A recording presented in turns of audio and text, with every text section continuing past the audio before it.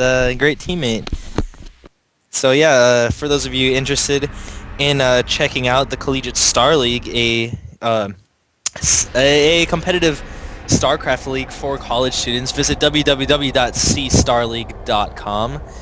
For those of you interested in checking out the Hawaii team or joining the Hawaii team, you can look us up on the Collegiate Star League website, which I just said, or you can check out our forums at forum.uhmstarcraft.tk or shoot us an email at uhmcsl@gmail.com.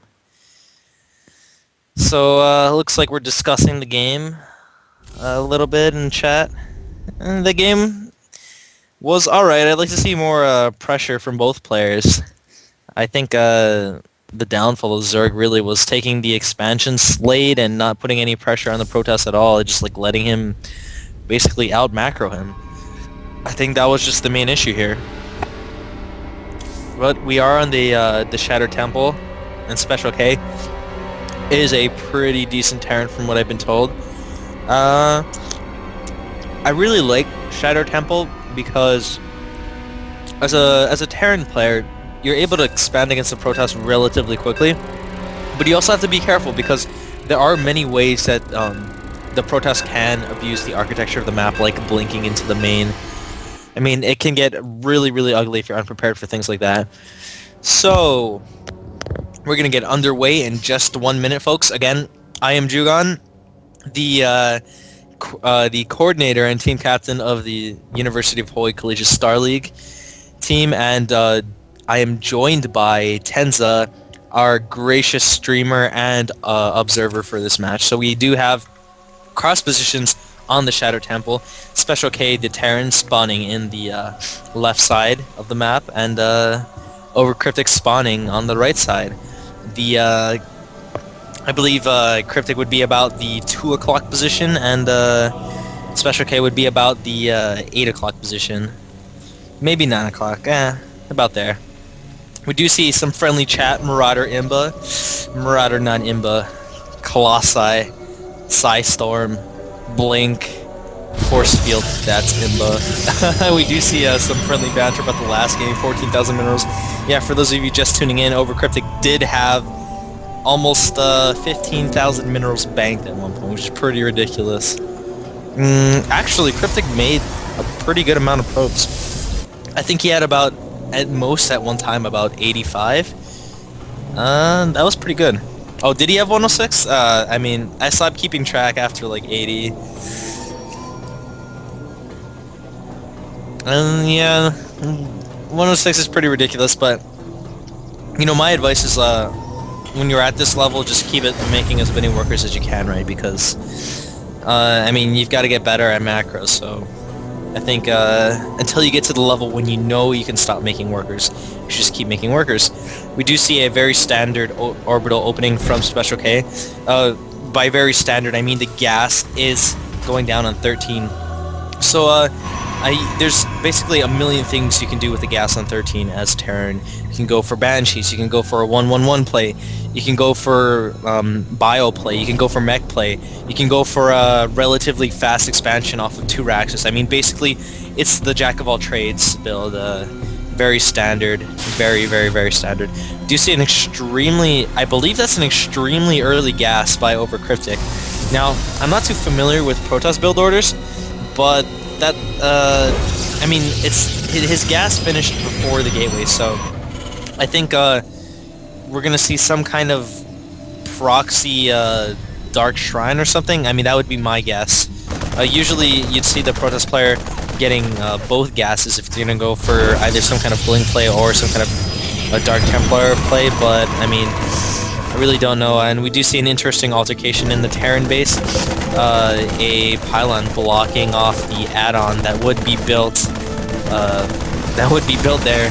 But you know, while some players, yeah, we do see a factory going down for the Terran player.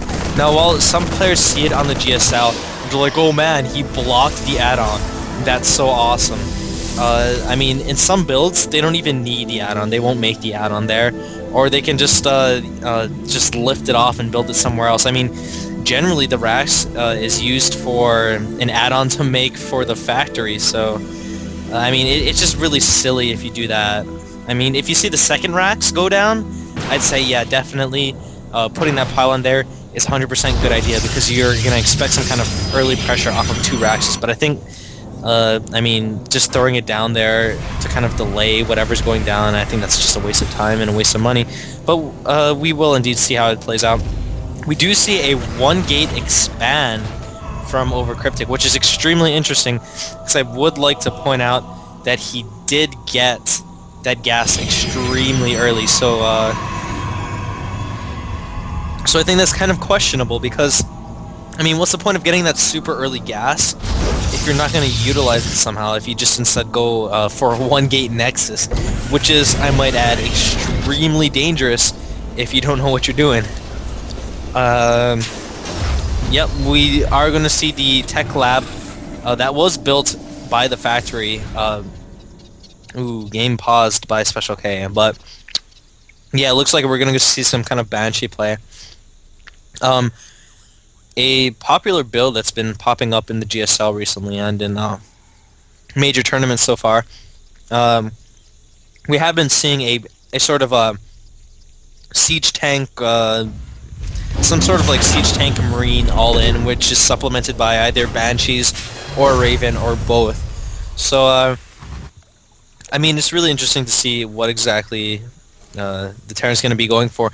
If the Terran does opt for this all-in, I can guarantee you that the Protoss is just dead, like flat out dead in the water if the Terran player executes it properly.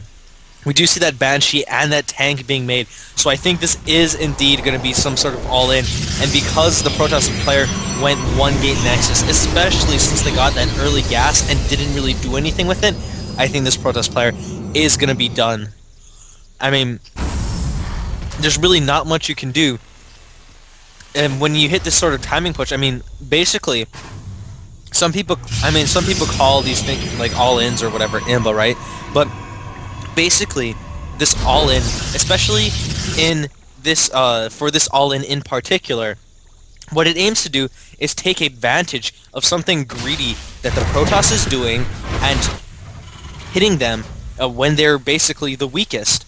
So, no, I mean, I disagree with like what some of the observers are saying that it is IMBA, because I don't think it is. I mean, if you're trying to get away with a greedy build, you've got to expect people to find a way to respond to it, or find a way that will just like destroy you outright, and you've got to be prepared for that. So, I mean, there's not really much more you can say. There's all-ins for every race, I mean, that's basically timing attacks are essential part of StarCraft. We've seen timing attacks since the old days of StarCraft 1, where one race or one player would build up their forces and march out and try and hit the other player when they're at their weakest. And we do see the Terran player starting to move out. The Protoss does control the Watchtower, so he will see it coming. Wisely, SpecialK decides to hide those Banshees.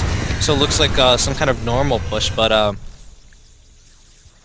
but yeah, it looks like the Banshees are on a roundabout path to hit the back of the main. If the Terran just starts pushing in now, there's no way the Protoss player can hold this. But I don't know what he's waiting for. Maybe he's waiting for his Banshees to get into position. But I think the more he waits, the more detrimental it will be to his pseudo all-in. The Terran really needs to push in now. I mean, he's got the army. Man, I mean, there's not really much more I can say. He just needs to march in now, and looks like he's going to start moving. But he forgot to unsiege his tanks, so his tanks aren't going in. The Banshees are heading into the mineral line of the main. He's starting to kill stuff. It looks like he wants to draw the Protoss player back into his base, but he's kind of just sitting around. Oh, warps in. Nice warp in. Warps in to cover the Banshees, and doesn't move the army from the main. I mean, that's a really textbook response by the Protoss player, so... the Terran player needs to siege up right now and start pushing in. The longer he waits, the worse it's going to get for him. And he does manage to take out 3 Zealots. Every Zealot is huge. Every Zealot you take out is really extremely huge, because Zealots are pretty good against Marines and pretty good against tanks in the sense that they soak up a lot of damage. But it looks like the Terran player is going to be able to have his way and start pushing in. Protoss player's in a lot of trouble, and really, when you do a greedy build, like one gate Nexus. I mean, you have to expect something like this to happen. I mean, there's no two ways about it. You've got to expect this push to be coming. You've got to expect some kind of timing attack to be coming. And really, if you're not prepared for it, it's game over. Bunkers are going up, and I mean, there's really not much more to say here, folks. You're gonna see a final last stand by the Protest player, and that's it. Game's gonna be over. We do see that final last stand, as I mentioned a couple seconds ago, going on. Probes and Zealots getting trapped behind the Stalkers, and I mean, there's almost no damage done to the Terran army. Should see the GG anytime soon. Another mortal goes down. I mean, let's check the APM tabs. Both players hitting over 100 APM. Yeah, I mean, there's the GG. I mean, one gate expansion. It's a really greedy build, especially on a map that's not entirely as big as Tal'Darim Altar. It's pretty greedy against the Terran players, especially with this new build out if you don't know what to do with it, what to do against it. So I mean, while it was short and sweet, I mean, you've got to expect that if you're going to go for some kind of greedy build. You got to be prepared. Always be prepared for something.